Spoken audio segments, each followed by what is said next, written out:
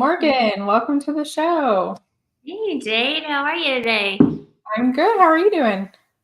Fantastic. Another day in real estate paradise. Yeah, you do real estate full time, don't you?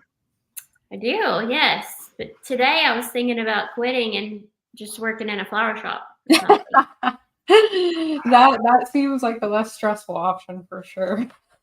Yeah, it seems like one thing after another is happening at the end of the year.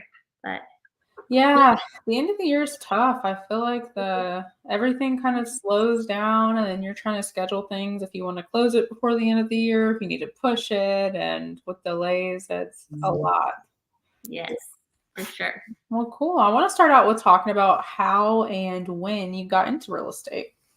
So I got into investing in 2009 when I just started buying single rentals here and there when they would fall into my lap. Really no rhyme or reason, just as I came across them. And so after a life change in 2013, I decided I needed a new career. I was previously a hairdresser. I Okay. did that for 12 years. And then went into, I did a little bit of admin work for a a property an adjustment company, Okay. an adjuster. Anyway, I was married. Hey, go in there, please. Sorry, my daughter is interrupting. Yeah. Long story short, my late husband had there was a accident, and so I had to have a career change. And so I thought, well, I've been doing some real estate anyway with the rentals that I owned, so might as well just do it full time. I got my license in 2015, got my broker's license in 2018, and then I've just been full time ever since. Okay. Have you mostly been on the real estate agent side of things for the most part? Okay. Yes, just probably within the last year and a half, I got really bored with just real estate sales, traditional sales, and I needed something to just use my brain a little bit more, something that was more challenging. Yeah. I got tired of fighting over refrigerators. And For people that don't know, the life of a real estate agent, what makes you say that it gets kind of boring or mundane? traditional sales is a lot of just check the box and be compliant for your brokerage. Yeah. So anything that's outside of traditional is somewhat frowned upon in the brokerage world, and you can only check the boxes for so long. You've got your paperwork, your basically your clients are the same outside of their stories. Yeah. Every client is different because they have a story to tell. But you have your clients are the same. They're your buyers, your sellers, or investors. Your contracts are the same. Your addendums are the same. Your repair requests are the same. Your inspections. It's just the mundane things that go along with traditional sales that I just grew tired of. Yeah. And I just felt like at the time I was overseeing a brokerage. So as a branch broker here in my hometown. And so not only was I dealing with the money career, I was dealing with the mundane things of my agent's career as well. So just a lot of things that I just were bored. I think that my personality type, being an entrepreneur, doesn't allow me to just be content in the little box, that I have to continue to grow. So Okay. So you got bored, you were thinking, what else can I do to change things up a bit? Is that when you started Googling creative finance stuff? Okay. Yeah, so what I did is I decided that I wanted to take my investments into my own hands. I had a real estate a stock portfolio, and I decided that I was tired of watching that dwindle down.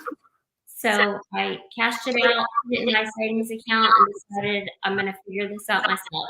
Started Googling how to efficiently invest in real estate, and came across creative. Okay. Cool. How long have you been in Sub 2? 1 year and 2 months. Okay. Yeah.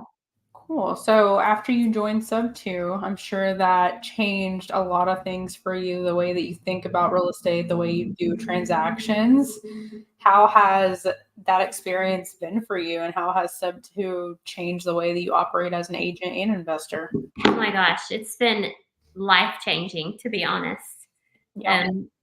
Before I joined Sub 2, it was a lot of just, as an investor, it's your 20% down, go to your bank, get the loan, take on all the debt. And when I realized that I didn't have to do it that way and I could spread my money out over a lot more properties um, in other markets, it was just life changing to wrap my head around that.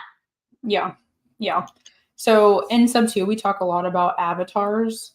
Yes. What is I'm sure your primary one is unicorn agent. Other than that, well, I am to some degree. Okay. I don't like to work with investor buyers. Okay. So I'm a unicorn agent because I understand it. I understand the investment side of it. But really, I would say I'm very much a visionary. Mm-hmm. And direct to agent. Okay. It's another one of my avatars. And I would say those are my two main strengths. Okay. So why don't you like to work with investor buyers? Because I want to buy them for myself. Okay, that makes sense. Okay. So unicorn agent, and are you primarily buying these deals? Or you're holding them all yourself for the most part? With my team. I've got a team. So I've got several partners in different entities. And so I hold, some I buy personally to hold just my husband and I in our portfolio, but most of what we buy is with other partners. Okay. And you're finding those deals yourself? We buy a lot from wholesalers. Okay. However, in my local market, because of just my credibility as being a broker and an agent, I let it be known that I was familiar with creative finance. So if any agents had any offers coming in, they needed help dissecting or understanding, to call me. And so I've built that rapport with my agent within my local agent world. So as they're getting these offers from out-of-state investors that they don't know or trust, they bring it to me and say, is this something that you or your team would buy? So just educating agents has kind of been my my lead source. And that really happened on accident. Yeah. Okay. So you have your broker's license. Are you your own broker? You're not with a brokerage anymore? I recently went on my own. Okay. Mm-hmm. Okay. And really my main reason for that was because of the controversy with creative finance and the liabilities that I feel like could come. I didn't want to attach my license to another brokerage and put their business in jeopardy.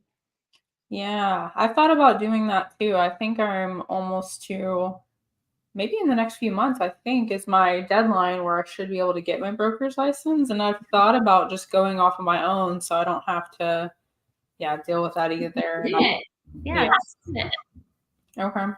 So you started educating them on accident. How did that come up? Did you just talk to some agents in your office and realize that they were getting these offers? No. So in Oklahoma, we have a Facebook page called Oklahoma City Real Estate Professionals. Okay. And there's 5,000 agents in there. And so what I did is I just made a post one day and said, hey, if you're receiving creative finance offers or Sub 2 offers, let me know. I can help. And just started chiming in. So then when agents would post and say, hey, I got this offer. This sounds like a scam. I would always be the one to post in an educational manner, and let them know this is very legitimate. It's a promising and viable solution for some sellers, and just started letting them know, educating in that sense. Yeah. And I gained a following on accident because I quickly became the agent that everybody loves to hate.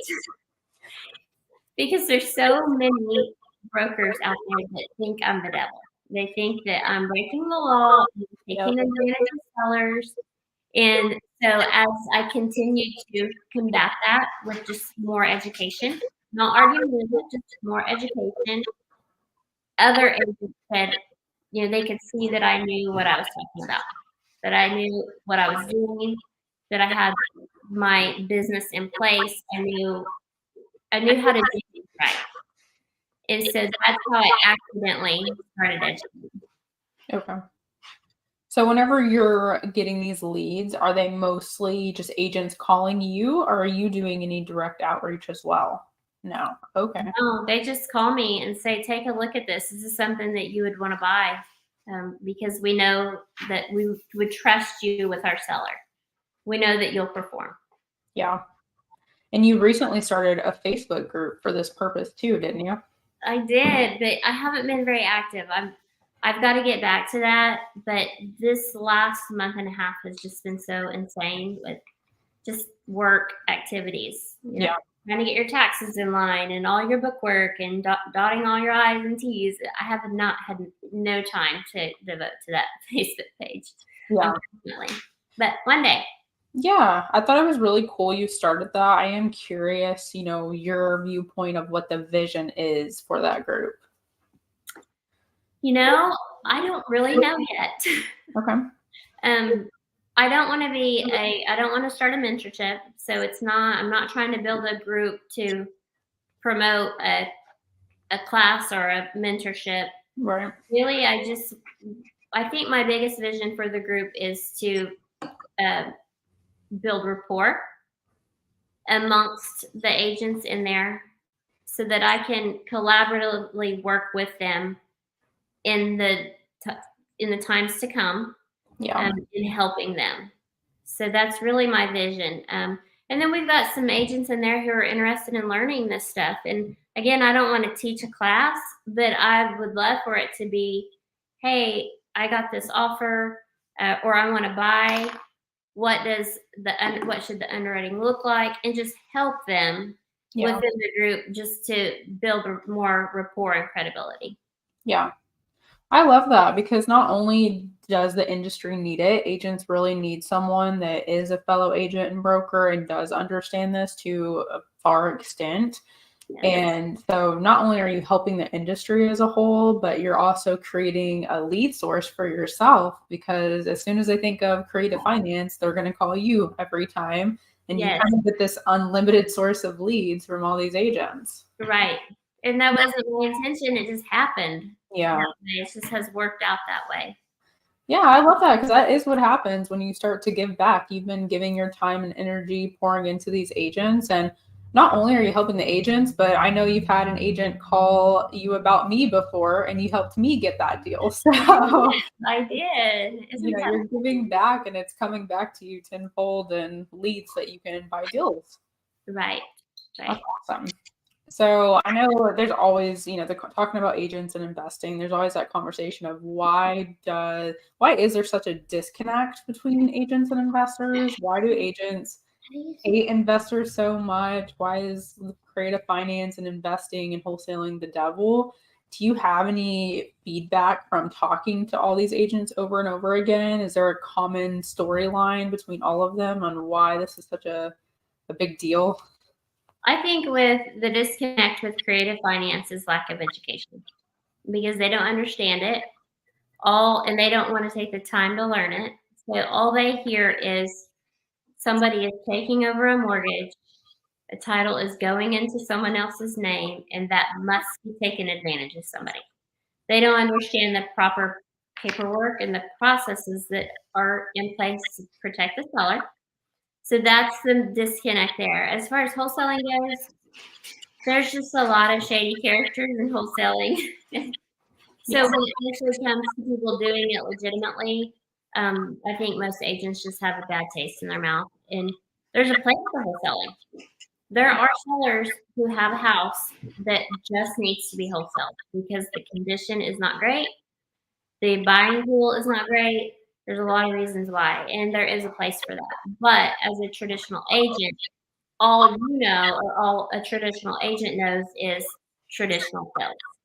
So everything outside of that is out of the norm, and it must be bad or wrong. Yeah. Yeah, that's what I hear a lot too. And I hope that it starts to change. I mean, I think that it slowly is. You're getting, a lot more deals with agents and a lot more agents and brokers being open to this concept. And of course, there is risk with it. So most of their concerns are valid, other than the whole illegal thing, But most of their concerns are valid. So I think it does come down to just addressing those concerns and being 100% honest about, how everything does work. What, for anyone that is either currently doing the direct to agent model or wants to do the direct to agent model, do you have any tips for being successful at that? Get a license, because honestly, agents will listen more to another agent or another licensed individual because they know that they have ethics that they have to adhere to as a licensed agent. So they have less of a guard up when dealing with another agent because Yeah. they know that they've got better intentions. So I would say get a license. So that would be one. Outside of, if you're wholesaling in multiple states, that's not going to be viable, of course. So it would be to just build the rapport. So make friends with the agents. My first deal I bought was a deal in Texas, and I was an agent already in Oklahoma, and although not in Texas, but that still was an icebreaker. Yeah. So just because I had a license, she was willing to listen. And now she's one of my great friends. So she knows me, and she knows my intentions. Yeah. And she knows that I'm responsible, and I take someone's subject to mortgage very, very seriously. So that would be, I would say, get a license. That would be a really good first step for somebody who wants to wholesale or buy. Yeah, it seems like that's kind of where the industry is trending towards anyways, making if you want to wholesale, you have to have a license. So In Oklahoma, you do.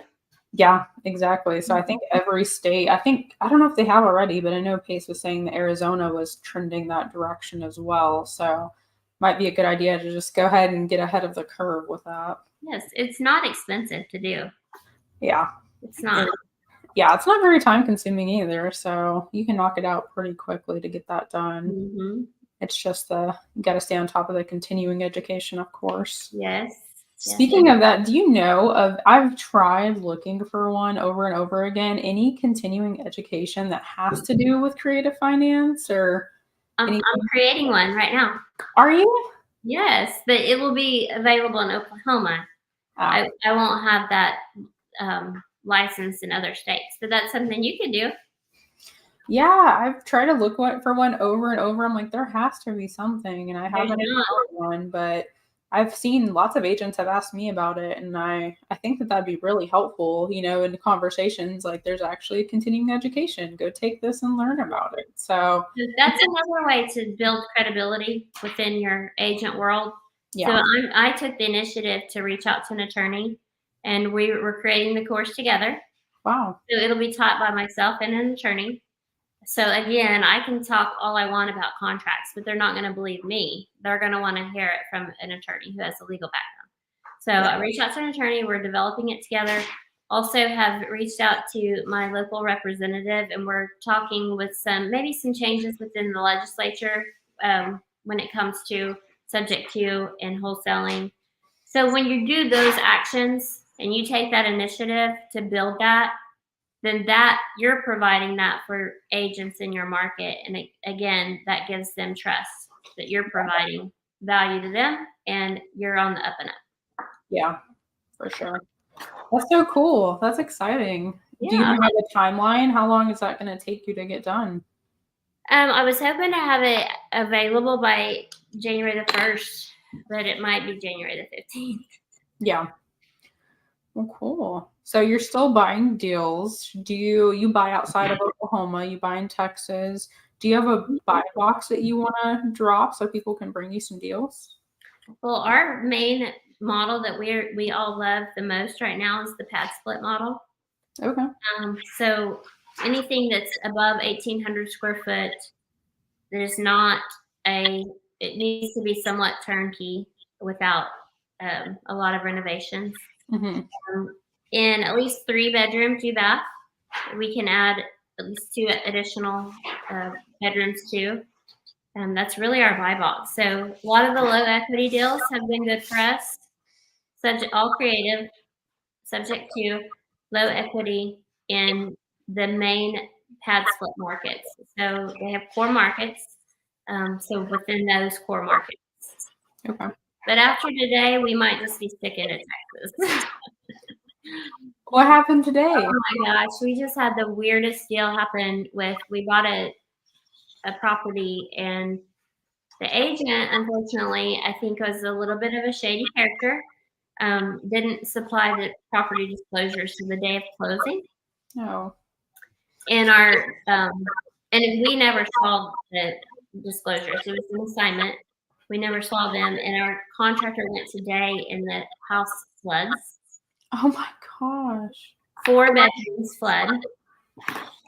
And this house would not have been in Texas, where our main contractor is, who we adore and trust. We would be losing our minds. Wow. So you still closed on it? We closed on it, the agent did not provide the. Oh, you didn't see that after closing? We never saw them. Gosh, that's so bad. We didn't provide them to the wholesaler until the day of closing. Oh. This isn't falling back on the wholesaler. Yeah. It's falling back on the agent in the brokerage. So I'll be making a phone call tomorrow. Yeah, that's horrible. Yes. So maybe just sticking to Texas from here on out. Wherever we can get our contractor to go, he did go to New Orleans for us. So anywhere close enough that he'll travel, yeah, then we'll buy in. But he's located in Houston. His son is in San Antonio, and he goes to Dallas, Fort Worth for us. That's awesome. It's so powerful to have a trusting contractor, because if you hire the wrong contractor, I'm sure you've had experiences of losing money and things not being done right and all kinds of messes. But thankfully for him, because he's done a lot of work for us, and we do trust. We know he's honest. But he said another contractor would walk in and probably do work here, and then you'd be left with liability with tenants with mold and flooding you were probably not cured of. So, yeah. I was listening to, I think it was a podcast or something. I can't remember what I was listening to, but they were talking about pad split. And I honestly don't. I mean, I've been on maybe 1 or 2 Zooms with Pace, and I know the concept, but other than that, I don't know a whole bunch about it. But whoever I was listening to was saying that they think that the government is going to step in and start heavily regulating pad split, and that may cause some trouble for investors that are currently doing that model. Do you have any thoughts about that? Yeah, I think if the government tries to shut down affordable living, that we've got bigger issues. Yeah. But I mean, if you think about it, it's an affordable housing model. Yeah. So it's not like Airbnb where it's luxury or an expense or an experience. Yeah. So it's needed and necessary. So as far as regulation comes on pad split, as long as we're outside of HOAs, I don't foresee there being any issues with regulation in providing affordable housing. Yeah. Yeah, I mean, just knowing what I do about it, I would think that, I mean, I can see why the government would step in. It's an opportunity for them to make more money as this grows, because I do think pad split is probably going to become a huge thing when people just can't afford to live anymore and to pay rent and, homes where they can live alone. So, well, the government can't provide the affordable housing solutions either. So, yeah, there's just too many people that need this. Yeah. Yeah. Okay. Well, I want to hear what's a hard lesson. I know there's so many hard lessons, but what's one off the top of your head, a hard lesson that you've had to learn in your journey as an entrepreneur? I'm still learning it, but it's family work balance. It's a hard lesson for me. because I can't. So as an entrepreneur, you're automatically, I think, a workaholic. Yeah. And so just trying to shut it down, turn it off, pay attention to my kids and my husband is difficult for me. Yeah. I'm still trying to learn that. Do you think that there is a true balance? There's gotta be. I think you just have to be able to turn it off. Yeah. But It's I don't hard. know. It might be taking a Benadryl, so I get tired and don't want to do it anymore. I don't know what the answer is, but that's my biggest challenge, really. Yeah. Yeah, I would agree. I think that's probably every entrepreneur that they struggle with.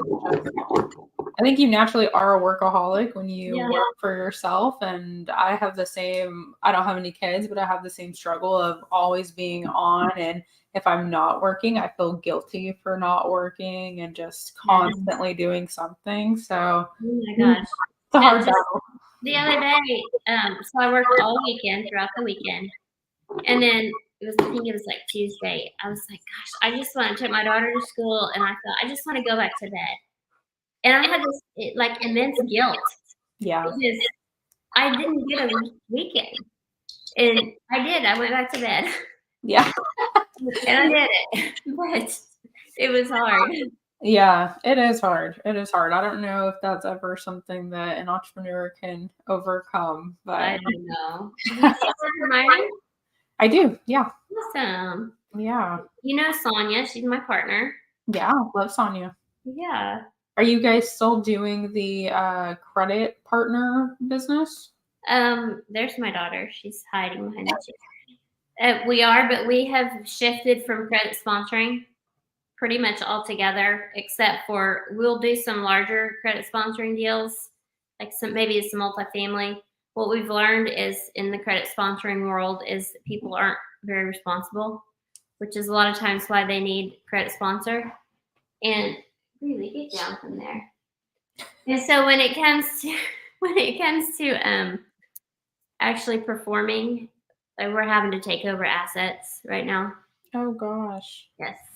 We're taking over assets and we're having to step in for the operator. So we are pretty much done with that. But what we had pivoted to prior to the credit sponsoring not always working out was the co-living space. So we had already joined that world, I guess. And so we're just building off of that right now. For anyone that doesn't know what credit sponsoring is, can you give a brief little overview of what that means? Yes, so an investor will bring us a deal and we utilize our credit and our credentials, our experience, our liquidity, our credit to get them financing for a percentage of the deal. Okay. So, sounds great in theory until you're taking over a property in Illinois. You know? Your responsibility. Yeah. Oh, yeah. We've got a great team and we're making it. So yeah, no more. I can see how that can be. Have you had several that have worked out well? Yeah, we have. Okay. We have. So I don't want to say it's all bad. Yeah. But it seems like when it rains, it pours, and we've had several in the last month that have not worked out. And so, but I mean, they're assets that we've underwritten. So it's not like we're taking over something we didn't want to be a part of in the first place. Yeah. It's just that the investor is usually the boots on the ground and the operator in that location. So we're taking over a 9-unit right now in Texas. We want we want the asset. Yeah. It's just finding some people to put in place so that we can operate it efficiently and get it stabilized.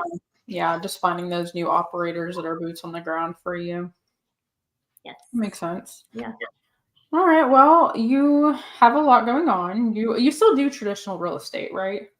No, you don't.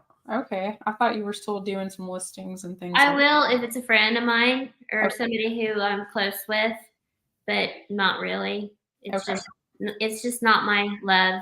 Investing is my love. Yeah, being an agent is definitely I mean, it's all hard work, but being an agent is a job, It's a and job, it's a paycheck. yeah, and I know a lot of people, there's always jokes and memes about hey, how agents, don't really do much, but it can be draining being an agent. People go to be an agent to have their own schedule and do all these things, and you don't have your own schedule. You get drugged through, you show 20 houses and don't get paid for it, and all kinds of things. And versus being an investor where I mean, wholesaling's kind of the same thing, right? You're not guaranteed a paycheck either, but when you're owning and buying properties, then that's Okay. ownership, building wealth, and monthly income. Right. So that's the goal. Yeah. That's the goal. So a commission, a traditional real estate, and a commission is a paycheck. It's Yeah. a job. Yeah. Investing is long-term retirement and wealth. Yeah. What do you need the most in your business right now? A secretary, A secretary. Okay. an assistant. To do just emails, back end stuff. I need somebody to follow me around every day and just whatever comes up, take it and handle it.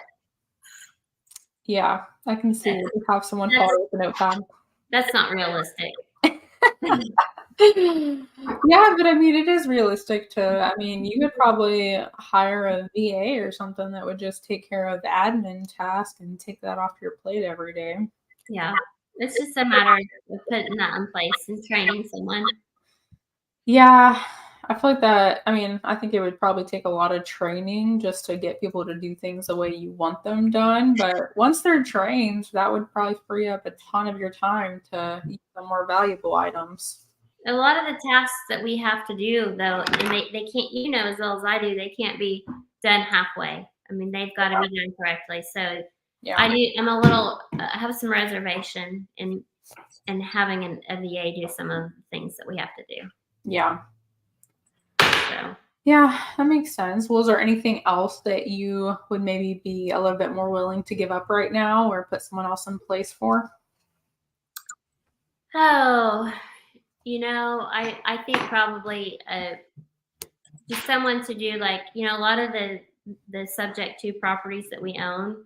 I take the task of every month sitting down to pay all the bills. They're not all done through servicing, so pay all the bills. I have a spreadsheet.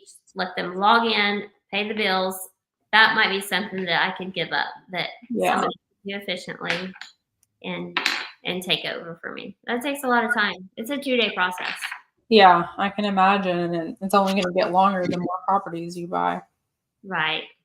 Why have you guys chosen not to set up the servicing companies?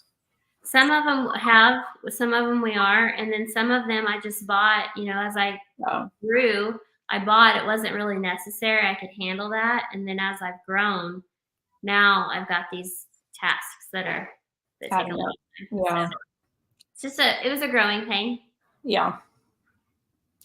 Well, cool. It was awesome talking to you. I love always seeing you in the Facebook group and seeing you in your own Facebook page and doing all these things and talking to agents. I think you're so needed in the industry just to provide, knowledge and kind of bridge that gap between creative finance and real estate agents in every market, but specifically Oklahoma. So that's awesome. We're doing a lot of marketing in Oklahoma right now. So I'm sure you'll be a great resource for us, and we'll be selling you some deals, partnering with you on some deals, and that would be really cool.